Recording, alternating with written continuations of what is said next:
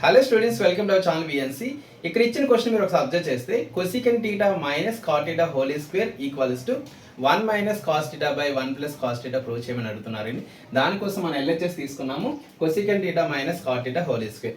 ఇక్కడ cosec theta formula ఏంటండి? 1 by sin theta. So 1 by sin theta minus cot theta formula cos theta by sin theta whole square.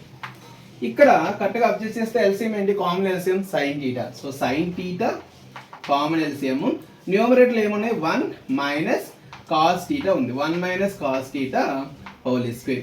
ఈ square అనేది 2 టైమ్స్కి apply చేద్దాం. సో 1 minus cos theta whole square divided by sin టీటాకి square apply చేస్తే sin square theta అవుతుంది.